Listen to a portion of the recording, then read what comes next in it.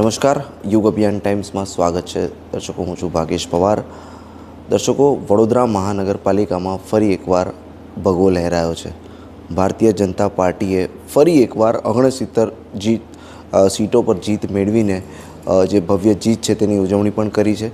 ત્યારે આ બાબતે ચર્ચા કરવા માટે આપણી સાથે ભારતીય જનતા પાર્ટી વડોદરા મહાનગરના અધ્યક્ષ ડૉક્ટર જયપ્રકાશ સોની જોડાયા છે. આપણે સીધી તેમની સાથે વાત કરીશું.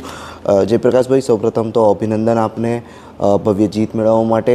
તો શરૂઆત કરીએ કે કેવા પ્રકારની વ્યૂહરચના સાથે તમે આ શરૂઆત કરી, કારણ કે 3 મહિના પહેલાં જ તમને નવી ટીમ મળી હતી અને આ ટીમ સાથે જે 69નું એક તો ઓલરેડી તમારી પાસે સીટો હતી, એના કરતાં વધુ સીટો લાવવાનો તમે પ્રયત્ન કર્યો. મિશન 76 ચાલી રહ્યું હતું.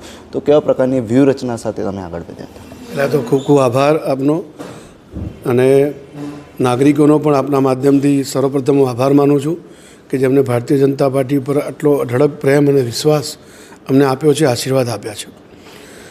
ભારતીય જનતા પાર્ટી એ હંમેશા એના કાર્યકર્તાઓ ઇલેક્શન મોડમાં જ કામ કરતા હોય છે. એટલે સંગઠન ભલે અમારું મોડું બન્યું, પરંતુ અમારા કાર્યકર્તાઓ ફિલ્ડમાં જ હતા અને આખું વર્ષ કાર્યકર્તાઓ મહેનત કરી છે, પરિશ્રમ કર્યો છે. અને ભારતીય જનતા પાર્ટીના કાર્યકર્તા જેમ કે આ ઇલેક્શન પત્યું છે તો હવે નેક્સ્ટ ઇલેક્શનની તૈયારીઓ અમે અત્યારથી જ કરી દઈએ છીએ. અને એ કાર્યકર્તાઓ સંપર્કમાં રહે છે, લોકોના સંવાદ કરતા રહેતા હોય છે, એમની સમસ્યાનું સમાધાન આવે, એમના પ્રશ્નોનું નિરાકરણ આવે, એના માટે સતત પ્રયત્નશીલ હોય છે. એટલે આ ખરેખર જોઈએ તો ભારતીય જનતા પાર્ટીના કાર્યકર્તાઓની જીત છે, નાગરિકોની જીત છે.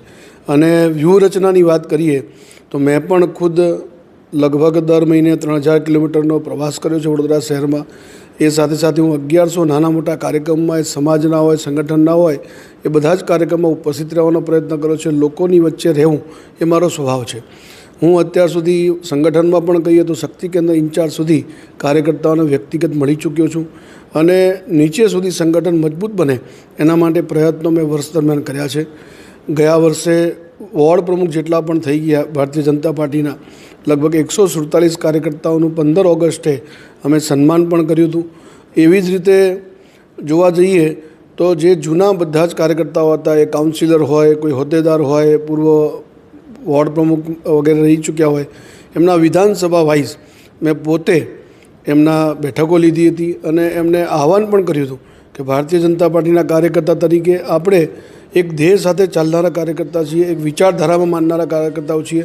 તો આપણે સાથે મળીને જો આ ચૂંટણીમાં કામ કરીશું તો ચોક્કસ સારું પરિણામ મળશે. અને મને આશા હતી કે સીટો અમારી જે અમે આજે આવી છે એના કરતાં પણ વધારે આવે એવી આશા અપેક્ષા સાથે અમારો કાર્યકર્તા નીચે સુધી ઉતર્યો હતો.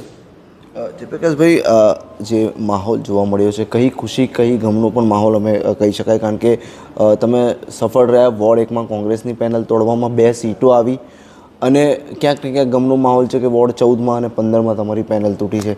તો કેવી રીતે જુઓ છો આ બંને ત્રણેય વોર્ડને? અમારી તો આશા હતી, સ્વાભાવિક છે કે અમે લડત પણ એ પ્રમાણે આપી હતી. વોર્ડ નંબર 14 અને 15માં થોડો અમને કહેવાય એક સેટબેક મળ્યો છે, પરંતુ ભારતીય જનતા પાર્ટીની પદ્ધતિ અનુસાર એનું વિશ્લેષણ ચાલી રહ્યું છે અને ક્યાં ક્યાં આપણને તકલીફ પડી છે જોવામાં આવશે. અને એની પૂર્તતા આજથી જ અમે લાગી જઈશું કે એની પૂર્તતા કેવી રીતે થઈ શકે. પરંતુ જ્યાં અમે વર્ષોથી 3 ટર્મ 4 ટર્મથી જ્યાં અમે નહોતા જીતતા એવો વોર્ડ 13, ત્યાં પણ અમે કોંગ્રેસનો જે એક ઉમેદવાર બાળુભાઈ સુરવે વર્ષોથી જીતતા હતા એને હરાવવામાં સફળતા પ્રાપ્ત થઈ છે. એ જ પ્રમાણે વોર્ડ 1ની અંદર પણ આખી પેનલ છેલ્લા 3 ટર્મથી કોંગ્રેસની આવતી હતી, એમાં પણ અમે બ્રેક મારી અને આ વખતે 2 સીટ મેળવી છે. એવી રીતે જોઈએ તો કોંગ્રેસની સીટો 7થી ઓછી થઈ છે, 6 ઉપર અટકી ગયા છે. જ્યાં જ્યાં વોર્ડ નંબર 14 અને 15ની આપણે વાત કરીએ, જ્યાં કદાચ આ પેનલ આપણી તૂટી છે, કે લાગે છે ક્યાંક ને ક્યાંક ટિકિટ આપવામાં એક એ થયું છે કે પછી પ્રચાર પ્રસારમાં તકલીફ હતી? ત્યાં એક ફેક્ટર જે સૌથી મોટું કામ કરી ગયું છે એ વોટ તમે જોશો તો વોટ શેર તો સારો છે, અમને મળ્યો છે, પરંતુ બહુ ઓછા માર્જિનથી. કોઈક જગ્યાએ 317 વોટથી 137 વોટથી એવી રીતે હાર્યા છે. 14 નંબરમાં, 15 નંબરમાં બી 1000ની આજુબાજુના માર્જિનથી હાર્યા છે. ત્યાં જે પ્રકારનું વોટિંગ પેટર્ન હતી એ પ્રમાણે થોડીક એક કમ્યુનિટીનું વોટિંગ વધારે થયું અને થોડું આપણા તરફીના જે સમર્થકો હતા એનું વોટિંગ જે થવું જોઈતું હતું એ પ્રમાણમાં ના થયું, એ એનું કારણ છે. પરંતુ ખૂબ ઓછું માર્જિન છે, એટલે આ માર્જિન કવર થઈ શક્યું હોત એ વોટિંગ પેટર્નના આધારે જ નક્કી થઈ શકે, પરંતુ જેમ આપને કહ્યું કે વોટિંગ પેટર્નમાં જ આપણને દેખાઈ આવ્યું છે અને એના કારણે જ કદાચ, પરંતુ હજુ એનું વિશ્લેષણ જારી છે. એકવાર અમારી પાસે પૂરેપૂરી રિપોર્ટ આવશે ત્યારે અમે એ પણ જોઈશું કે કઈ જગ્યાએ મુશ્કેલી થઈ છે, કોઈ વ્યક્તિના કારણે થઈ છે કે પૂરા સંગઠનના કારણે થઈ છે, અમે ચકાસીશું અને એ દિશામાં મજબૂત કેવી રીતે બની શકાય એનો પ્રયત્ન અમે 1-2 દિવસની અંદર શરૂ કરીશું. હવે જ્યારે નવું બોર્ડ બનવા જઈ રહ્યું છે ત્યારે જે મેયર હોય કે સ્ટેન્ડિંગ કમિટીના ચેરમેન હોય તેમની પસંદગી કેવી રીતે કરવામાં આવશે? કારણ કે જે લાસ્ટ ટાઈમમાં જોયું તો આપણે જે કંઈ વિરોધ થયો હતો કે મેયર અને સ્ટેન્ડિંગ કમિટી ચેરમેનના કામોના કારણે, તો હમણાં જે નામોની ચર્ચા ચાલી રહી છે, સમીર વાઘેલા, જય ડાભી, ચેતન પરમાર, 3 નામો જે છે સામે જે ચર્ચાનું વિષય છે હાલ મીડિયામાં પણ, તો કેવી રીતે પસંદગી કરવામાં આવશે? અને મહત્ત્વનું છે ચેરમેન, કે ચેરમેનમાં પણ 2-3 નામો ચાલી રહ્યા છે, અજીત દાદીનું નામ ચાલી રહ્યું છે, કે પછી કોઈ યુવા વ્યક્તિને મોકો મળશે? શું કહેશો? આ બધી જે પ્રોસેસ છે, જેવી રીતે અમારા ઉમેદવારો નક્કી કરવાની પ્રોસેસ છે એવી સેમ પ્રોસેસ આમાં પણ થવાની છે. નિરીક્ષકો આવશે, ત્યારબાદ સંકલન પણ થશે અને ત્યારબાદ પાર્લામેન્ટરી બોર્ડની સમક્ષ આખી પેનલ બનાવીને અમારા નામો મૂકવામાં આવશે અને આખરી મહોર જે છે અમારી પાર્લામેન્ટરી બોર્ડ એટલે કે ચૂંટણી સમિતિ લેતી હોય છે.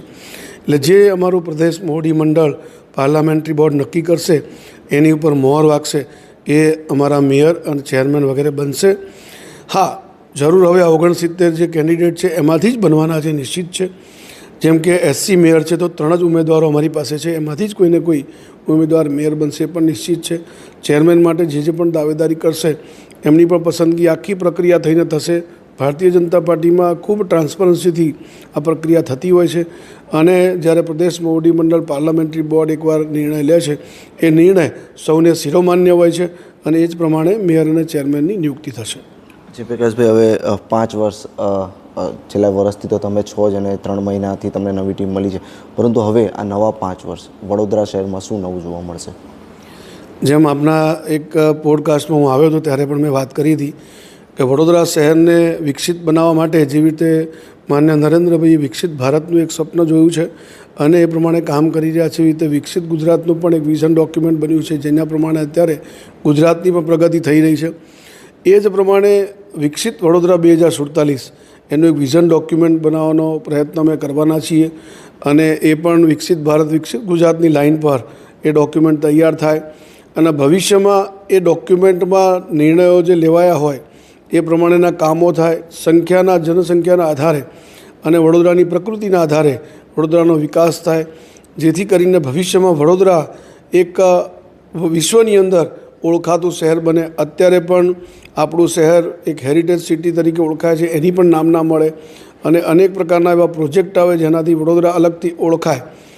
આ પ્રકારે જો કામ થશે તો જરૂરથી વડોદરા એક વિકસિત વડોદરા તરીકે કનેક્ટિવિટી ખૂબ સારી હોવાના કારણે ખૂબ સારી પ્રગતિ કરી શકે. અને મુખ્યમંત્રીશ્રી જ્યારે ચૂંટણી પ્રચારમાં આવ્યા હતા વોર્ડ નંબર 7ના કાર્યાલય પર, ત્યારે પોતે બી બોલ્યા હતા કે આવનારા 5 વર્ષ એ વડોદરાના છે. એટલે આપણે એ દિશામાં કામ કરીશું, મહેનત કરીશું, રાત દિવસ વડોદરાના નાગરિકોની જે આકાંક્ષાઓ અને અપેક્ષાઓ છે એ પૂર્ણ થાય એના માટે ભારતીય જનતા પાર્ટીના કાર્યકર્તા હંમેશા કટિબદ્ધ રહેશે, રાત દિવસ આપની સાથે ખડે પગે રહેશે. જય પ્રકાશભાઈ, ફરી એકવાર ખૂબ ખૂબ અભિનંદન આપણે 69 સીટ પર ભવ્ય વિજય મેળવવા માટે. તો આ હતા વડોદરા શહેર ભારતીય જનતા પાર્ટીના અધ્યક્ષ ડૉક્ટર જયપ્રકાશ સોની અને તેમની અધ્યક્ષતામાં, એટલે તે પોતે પણ અધ્યક્ષતામાં પ્રથમવાર તેમના ચૂંટણી થઈ રહી હતી ત્યારે 69 સીટો પર 76માંથી 69 સીટો પર ત્યારે ભારતીય જનતા પાર્ટીનો કેસરીઓ લહેરાયો છે. જોવાનું રહેશે કે તેમને હવે નેક્સ્ટ જે 5 વર્ષમાં ભારતીય જનતા પાર્ટી વડોદરા શહેરમાં કેવા પ્રકારના વિકાસના કામો કરશે અને નવા ચેરમેન અને નવા મેયર પણ કોણ બનશે તે પણ તેના પર પણ સૌ કોઈની નજર છે. વધુ વિગતો માટે જોતા રહો યુગ અભિયાન ટાઈમ્સ.